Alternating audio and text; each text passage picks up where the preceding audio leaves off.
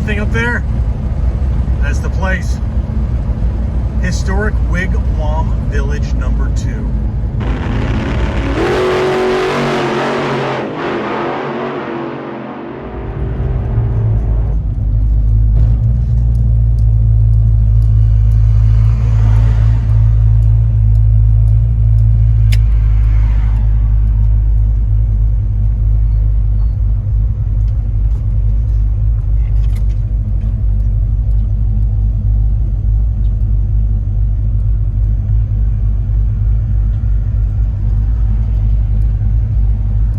There were 7 of them.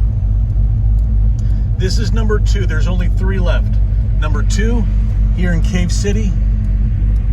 Number 6 in Holbrook, Arizona. And number 7 in Riverside, San Bernardino.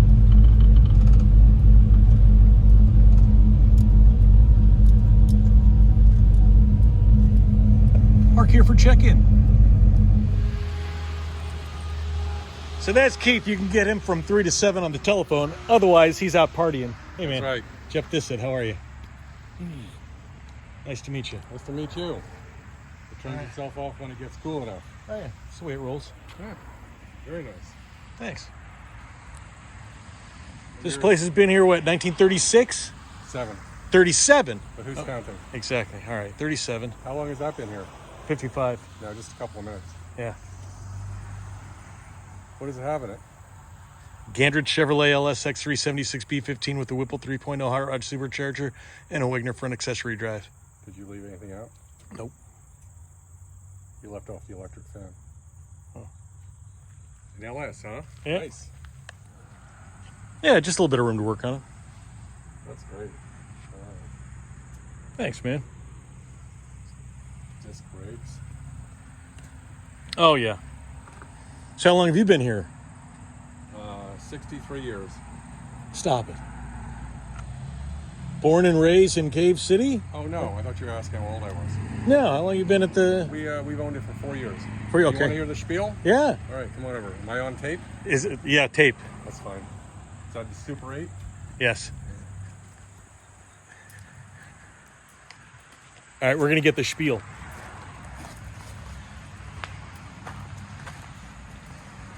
Watch your head here. Thank you, sir. Let you have a seat on that red bench so you can see the TVs while I talk about them. All right. The Group W bench. That's close to original bench. Yeah? Yeah, it's old. Awesome. How did you hear about this place? I like Old Route 66 and weird things to take pictures and signs and stuff. I've stayed in number 6 a bunch of times. Been to number 7 a bunch of times. I've never stayed there. I've been to this once. I don't know if it was 4 years ago. It was a little while ago. But just drove through. Got a picture, drove through, and on my way to Nashville, and figured I'd better stay at this one. Then I got 2/3 done, and I need one more to complete the trifecta. Yeah, San Bernardino is a nice one. The insides are not authentic anymore, but the outsides are really nice. Okay. It's the last one to be built. Frank Redford, who designed all of this, built it for himself. Frank Redford, thank you. Mhm. Okay. Yeah, built it for himself. He retired there. Then he died early.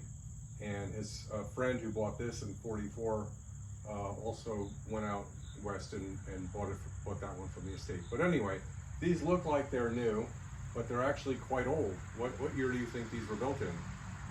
37. I guess. Yeah. 37. Well, it's also on my shirt. Oh, there you go. Okay. 1937. It's 87 years old. There were 7 of these built around the country between 1935 and 1950. And of the 7, only 3 of them are left. And you know where the other 2 are, in Holbrook and San Bernardino or Rialto, depending on which side you're standing on. Yeah. So you saw the movie Cars. So you'll know that the Cozy Cone Motel in Radiator Springs was inspired by the Wigwam villages on Route 66 in Arizona and in California, and that the artists for Pixar stayed in Wigwam Village number 6 before they made the movie. And what they were doing by staying there and including this in the movie was recognizing the Wigwam Village franchise as important and historic. And it was a franchise. Frank Redford built this in 37. He got patents on it. He sold the plans, and other people started to make them. And so you would get one near Birmingham, Alabama, in Bessemer. There was one in near New Orleans in Metairie. And the largest was in Orlando, Florida. It had 27 concrete and steel teepees. Wow. Before Disney. And that one was torn down to make way for a Days Inn and a highway interchange. So sad. It's very sad. So what number one was? So number one was built in Horse Cave in 1935, about 7 miles down this way. Oh, wow, okay. And so Frank Redford built it. He had gone out to Long Beach, California in 1933 with his mother. He grew up in Horse Cave. And he went out there with his mother, which would have been quite a trip in 33, and saw a barbecue restaurant shaped like a teepee with two teepee bathrooms on either side. He got back to Horse Cave and he did what any good entrepreneur does. Entrepreneur. He stole the concept. So he built a restaurant with two teepee bathrooms, and his customers said, "You need to make this into a motel because motels are becoming popular." What was going on was people were starting to get cars for the first time and traveling. Do you know what his mom drove out to Long Beach in? Did he drive out there? I doubt he drove out there. Oh, they flew. Okay. No, he would have taken a train. Gotcha. Okay. Yeah. Yeah, not fly. Yeah. Yeah, he would have taken a train, or maybe a dirigible. I don't know. But no, I'm sure he didn't drive. But people were starting to drive, and they, cars were becoming affordable and reliable, and roads were being paved so you could go places. One of the reasons, so I got ahead of myself. So he built number one, and he knew he had a good concept on his hands, and so he decided to complete that with number two, and that's this. And the reason he built it here was because this road had just been designated as the new Dixie Highway a couple of years before. And it would go from Michigan to Florida. It had been in a competition with 31 East, which is where number one was, and this one is 31 West. So anyway, this would have been the major north-south route from Canada to Florida, and it would have been bumper-to-bumper traffic almost all the time. Because the big teepee in front was a 24-hour restaurant and gas station up until 1970. The little teepees on either side were bathrooms for the traveling public. And the square building there was called the Trading Post, and that's where you would have gotten a sandwich or a souvenir through the window when you stopped for gas. But all of that did end in 1970 when, just like in the movie Cars, the highway bypassed this road and stole the traffic. So the plan for the big building is to make it into a guest convenience store and a coffee shop. So the next time you come through, hopefully we'll have that done. Oh, awesome. Okay. We'll see. Now, Frank got people to stop at his motels by making them look like teepees. It's called representational architecture. It's like a donut shop that looks like a donut. And it was a popular style of architecture until about World War II. Most of those kinds of buildings are gone, but this is a very well-preserved example, and it's one reason it got on the National Register of Historic Places in 1988. It got on for other reasons than architecture, and it had to do with what Frank was doing on the property. He was a genius and pioneering marketer and salesperson. Give me a second.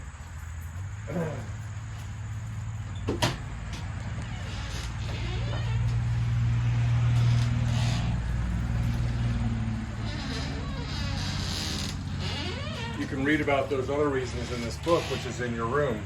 Hey, awesome. All right. It's in the drawer of the vanity. It's a history. So you can read it, or you can open it to a page you find interesting. Like, for instance, those are the patents that he got. Very cool. You can read about Frank. There he is, a stern-faced man.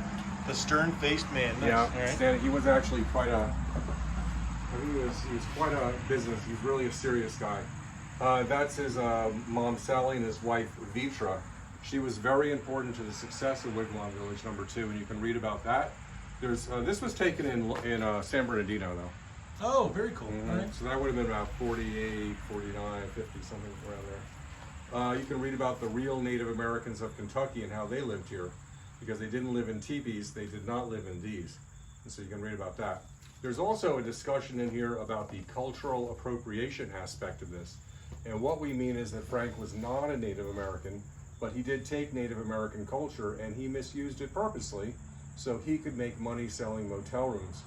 In 1937, that would not have been something that people generally talked about. Maybe they didn't even think about it, but today we do. So we like to acknowledge that it happened and also use this as an opportunity to correct one thing that he got obnoxiously and intentionally wrong, and that was that, you know what it is? They're not wigwams. They're not wigwams. They're not actually even teepees, but they look like teepees. Yet he called it Wigwam Village, and he knew the difference. I think most people know what teepees look like. They look like these. They're tents with poles and animal hide. Wigwams would have been dome-shaped and made of earth or wood, bark and poles. They were permanent. But even in 1937, people knew what teepees looked like because they were going to the movies and watching westerns. They'd seen them in movies. So that's why he made them look like teepees. But he insisted on calling it Wigwam Village because he didn't like the sound of teepee village. So he just changed the name. It would be like calling, I don't know, a Chevy a Ford. Don't even. Ah! I'm a Mopar guy anyway. So. Ah, okay, there you go. Yeah, it would be like calling an igloo a skyscraper. So Frank got some things wrong, but he also did historic and important things.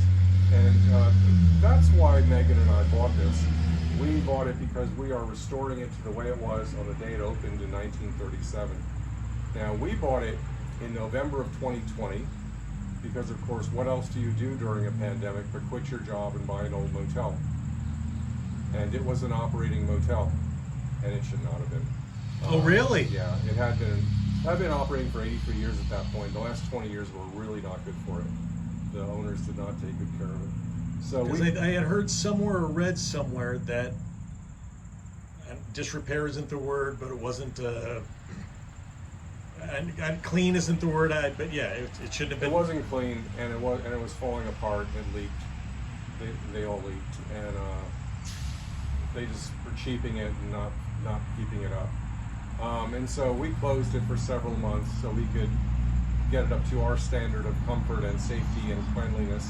And to give you a sense of the 15 teepees, 4 of them still are not rentable. Oh, wow. You're not on one of those 4. Thank you. So that's a good thing. But thank you for staying here because you are paying for the historic restoration.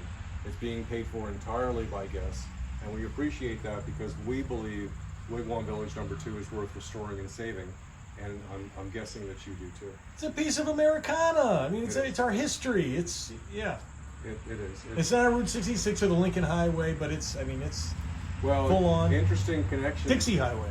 It is the Dixie Highway, which was created by Carl Fisher, who also created the Lincoln Highway.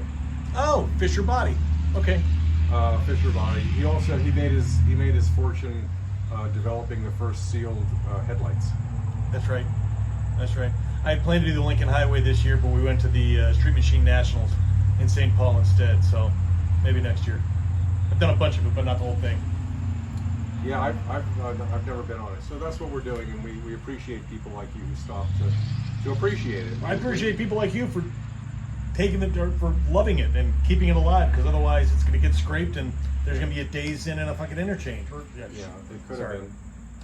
It's like the you've been to Holbrook, right? Yeah. No, it is the gift shop. They've got a museum I didn't realize for the first couple days with all the petrified wood. Yeah. Have you walked around there? Yeah. It's like the Bucket of Blood Saloon. It's petrified wood laying on the ground, and they build buildings out of it. Turquoise. Well, yeah, it's the Painted Desert, the Petrified National Forest. Chester Lewis, who built Wigwam Village number 6, with help from Frank, they were friends. They used to like to go out into the desert and collect petrified wood. That was his thing. He also collected cars, which you see parked around the inside. Oh, so that was him. It wasn't a recent thing. No, those okay, were good. Those were his cars. I think his family said we went and talked to the son, who's now in his 70s, and a granddaughter. I believe I recall her saying they've added some cars, but most of those are his. Awesome. Thanks for that. Sure. Yeah. They would have added tow meter, probably. Oh yeah. But a couple of quick things. One is that Frank built these in a semicircle. They were all built in a semicircle or a horseshoe, and some of them were more fully realized than others. But the point of this one was to encourage fellowship and community among the guests. Because in 1937, especially when you got out of your cave and into your teepee, you would have had less than nothing to do. I mean, not even an air conditioner, forget about a TV. People would have spent time outside. They would have gone down to the middle. They would have played games, they would have picnicked, they would have lit a fire in the fire pit, and that's when the weirdest thing would have happened. It was very weird. They would talk? What? Talk? People talk? Yes. Strangers would talk to each other, IRL, F2F, in real life and face to face, and it still works. So tonight at 7:30, if I'm not still checking in guests, I think the rain is finally gone. I'm going to bring some wood down and make a fire, and you're all welcome to go down there and text each other. At 7:30, and it's where? In the middle. In the middle. Okay, We awesome. call that the bowl. It's actually a sinkhole. And this just has one semicircle, right? Right. Did some of, I thought I saw plans or something that some of them have two, or one of them had. Yeah, so the number 7 in San Bernardino has 2. Oh, it does. Okay. Yeah, he added that later. Yeah. I actually have some letters between him and Chester where he talks about it. They were waiting for Route 66 to get bypassed by a highway, and they weren't sure what was going to happen. So he waited on it, but he eventually did build the second set around the outside.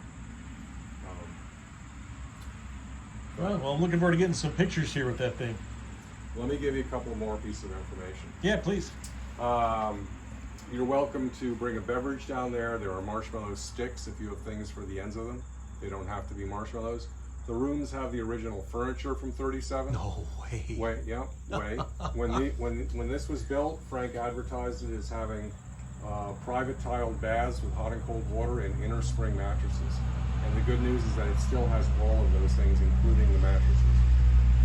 Not original mattresses, though. But yeah, of course. Yeah. No. No. They're new mattresses. They're very nice. The bathrooms are tight, though. You might recall from number 6, the walls tilt in. It makes the mirror fun, makes the lights low, so be careful in the bathroom. The ice machine is in the training post, that greenish building over there. There's ice bucket in your room with a liner. There's a motion light in there, and there's a refrigerator and a microwave in that building, too. Oh, okay. All right? Oh, no refrigerators in the room. No, in the Okay. room. Yeah, because they didn't have them back then. Yeah. Well, but they also didn't have TVs, but we're not putting them in the rooms. What else can I tell you? Oh, there's wireless internet that works, which was hard to do because these are made of concrete and steel. But Megan figured that out because obviously she's the smart one. Nice. It's true, she is. Checkout's at 10. All you do is leave the key in the room, close the door, wave goodbye. Okay. You don't have to come see us, and you don't have to lock the door. All right. All right? I'm already paid up, ready to go. I just need the key. And then where can I get postcards and that kind of stuff? Right here. Right here? Yep. All right, awesome. Are you interested in a dinner recommendation? Yes. What is it? But not on tape. All right. Not on tape. We're going to check in and finish it up. Giddy up.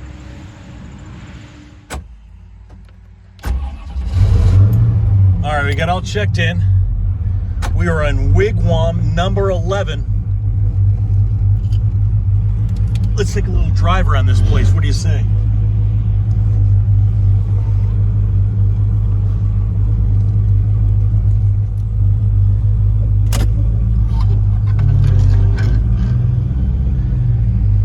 All right, there's Wigwam 15.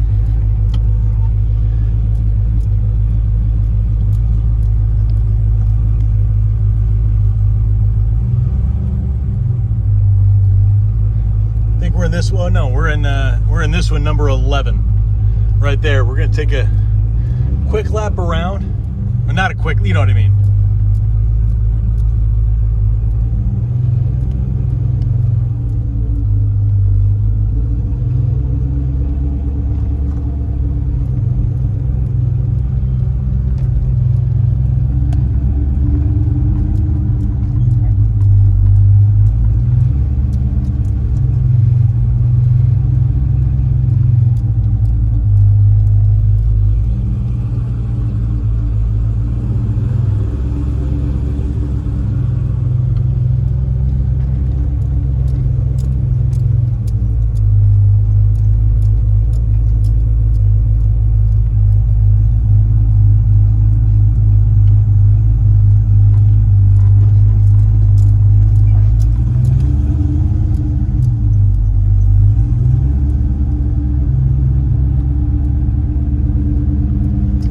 Very cool. Built 1937.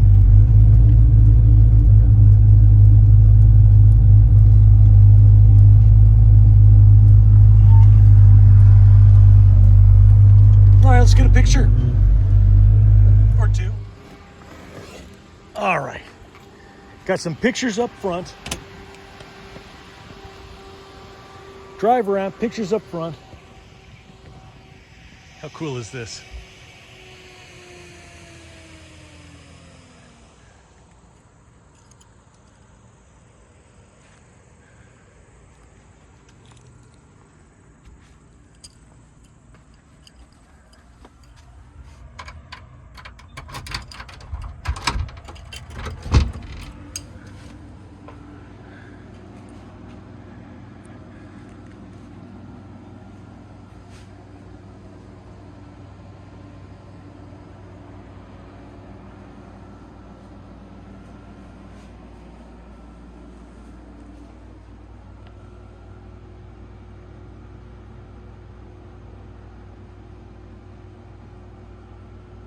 Very cool.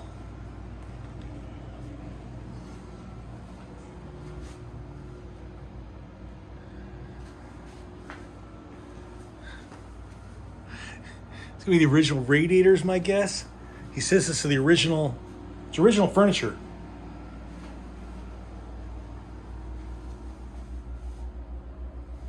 Oh. You got the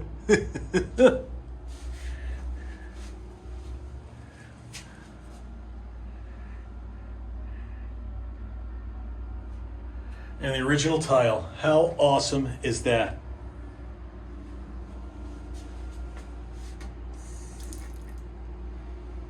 All right. Oh. Awesome.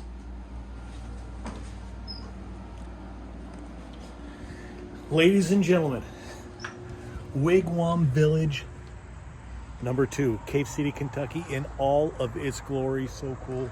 And we're here in the 55, baby. Spent the night, Wigwam Village number 2. We've got 2, we've got number 6, now we just need number 7 to complete the trifecta. Awesome little room. Great stay. I would highly recommend it. Original furniture. Very cool. Number 11.